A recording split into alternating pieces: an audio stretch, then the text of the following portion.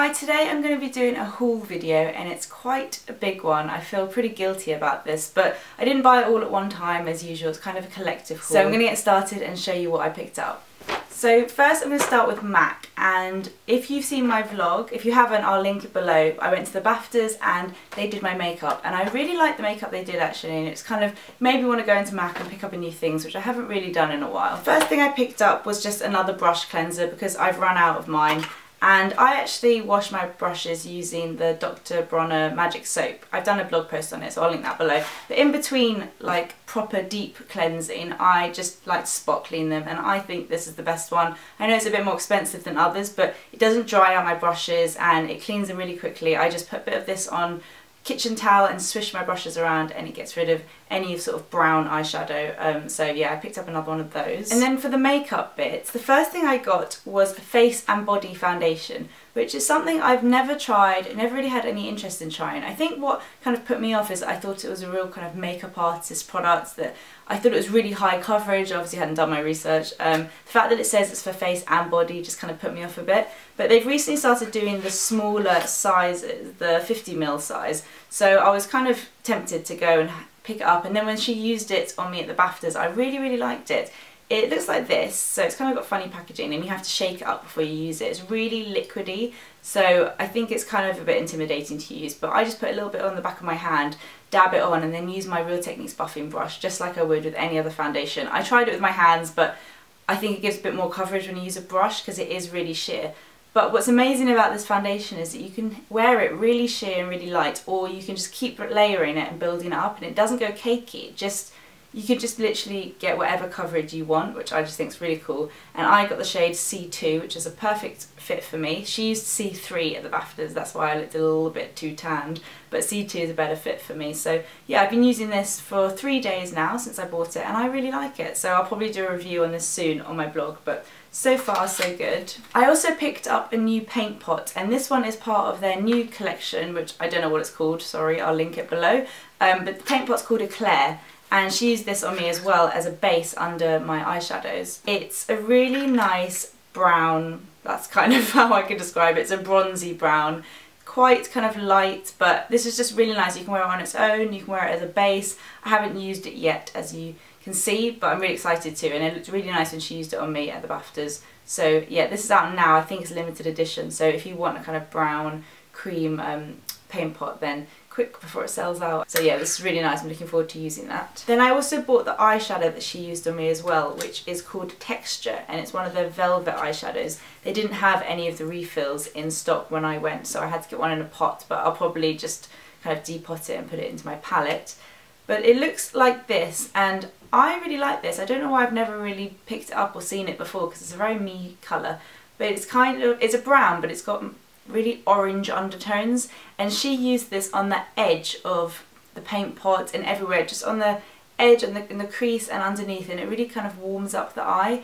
And I love warm eyeshadow shades and anything like that, and it's really easy to blend, so I'm really happy I got this, and I've kind of used it every day since I got it and I really like it. The final thing from MAC is an eyeliner, another thing that the lady Tara used on me, and it's Teddy, which I think I've heard Tanya Burr talk about quite a lot. It's definitely one that I've seen and heard bloggers talk about. It's a bronze eyeliner. It kind of reminds me of a Rimmel Scandalised one, but slightly darker.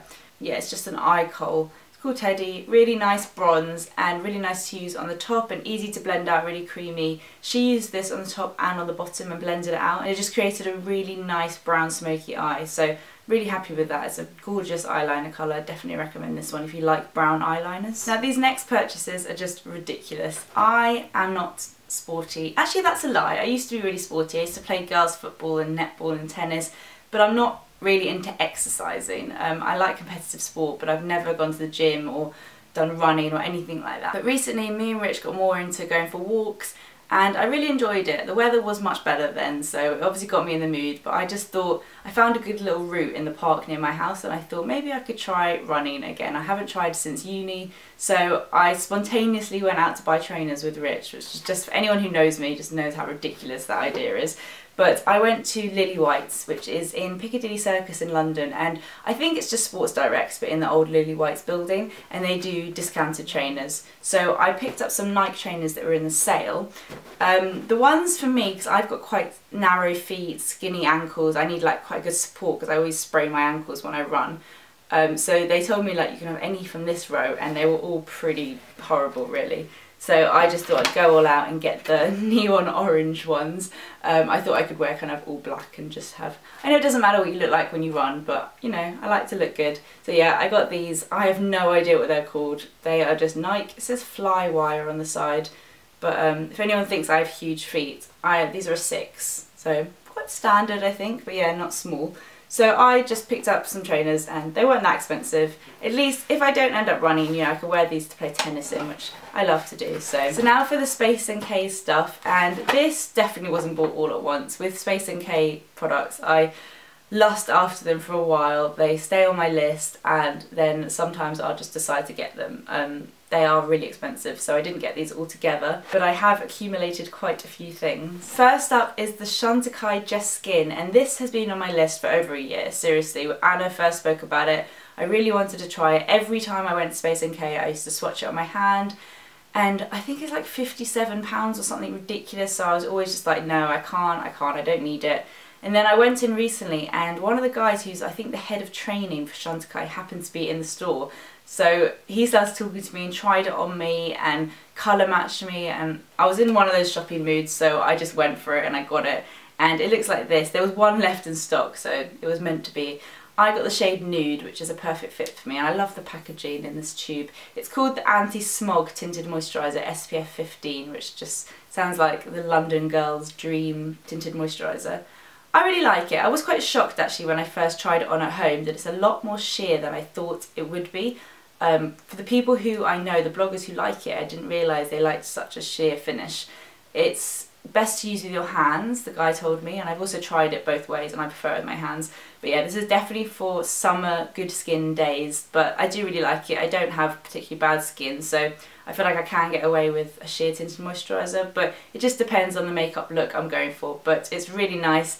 I don't know if it's worth the price tag. I think it is for the people who shop at Chantecaille, but I'm happy I got it. Next is a product from Kevin O'Coin, I think it is. I used to say Kevin O'Quan, but someone corrected me. I think it's Kevin O'Coin, which just sounds like it should be wrong, but I think that's right.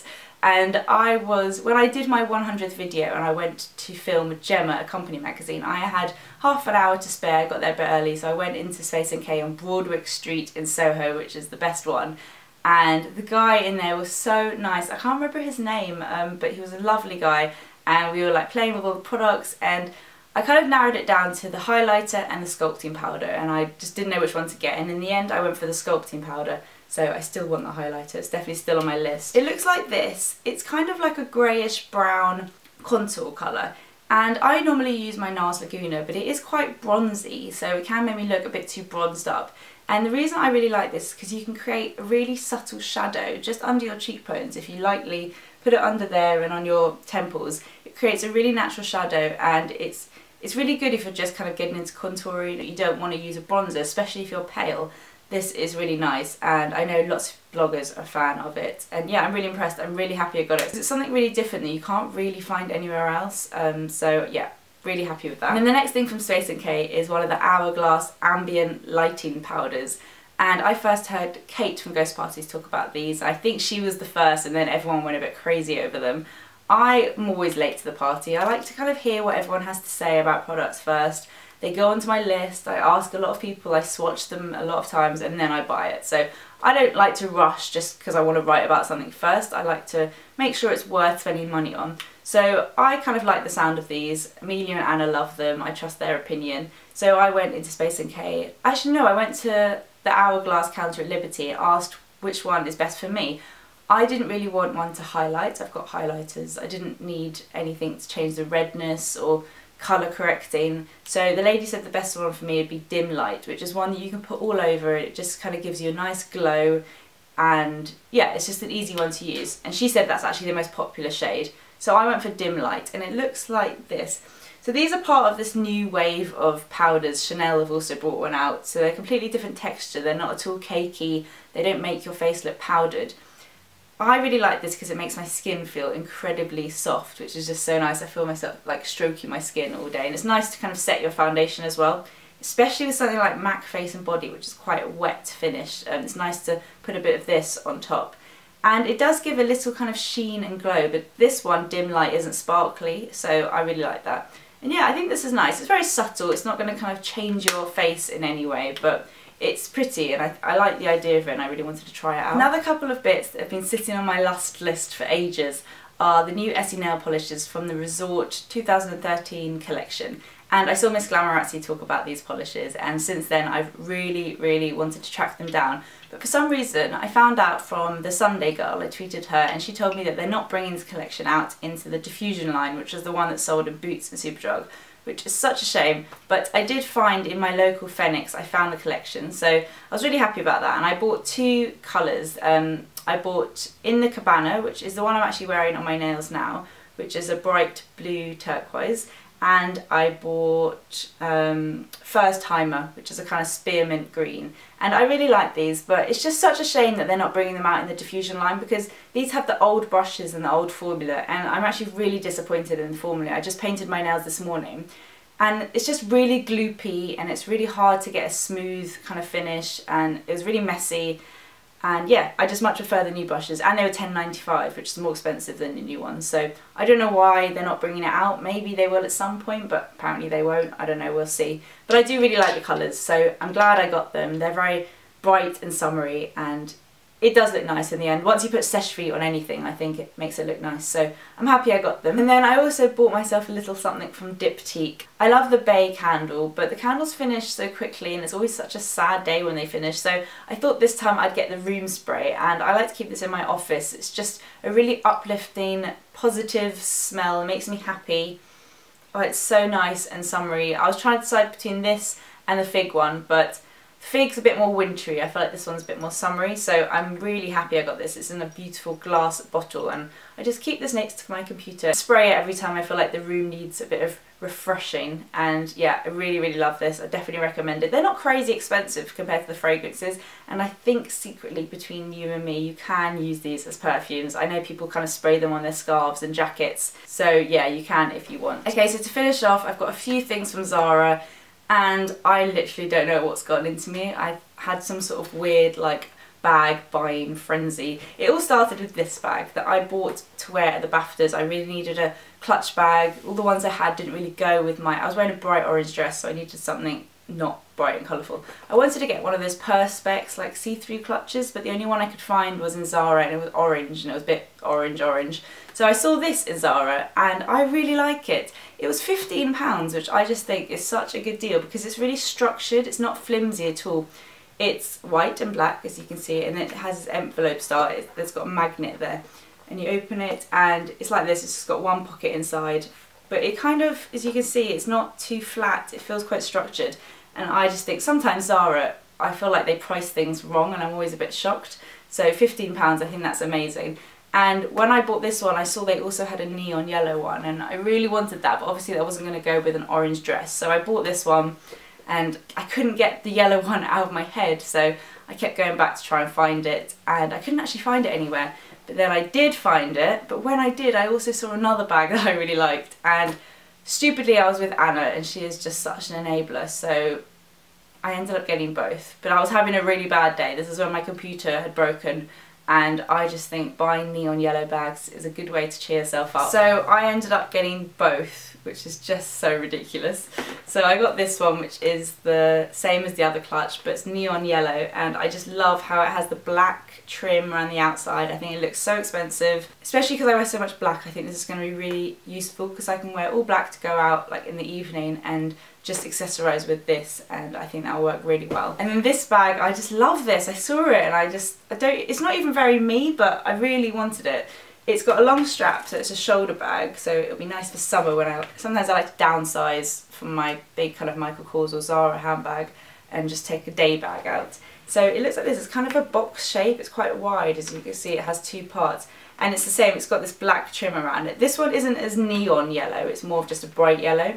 And it has this little flap at the front, and then inside it has a front section, another front section, a zip in the middle and a back section with another zip. So it's got loads of compartments, which I really like. You can actually fit a lot in there. I fit my umbrella, my huge Miu Miu purse, all my bits. Like, I didn't really have to downsize that much to fit everything in here. So I really like this bag, and it does up quite nicely. I'm really happy I got this. This one was £25, so it wasn't as cheap as the clutch, but it's more of a proper bag, so that's why. I still think that's really affordable for a nice bag. It's such good quality. I just love Zara. Anyway, wow, I feel like I've been talking really fast about Zara bags. But that's everything I bought. I didn't buy it all at once, I swear. Gosh, so much stuff. It's all surrounding me now, making me feel guilty. But I hope you liked seeing all of that, and thank you so much for watching. I've just put my red lip video live whilst I'm filming this one, so I'm crossing my fingers that you guys liked it, because I know it was a different kind of style to my normal videos, but as you can see, I'm back to my normal ones for now, so hopefully you liked it. So thank you so much for watching, and I'll see you in my next one. Bye! Hi, today I'm going to show you a few different ways to wear a red lip and how to kind of build the confidence to do it as well. I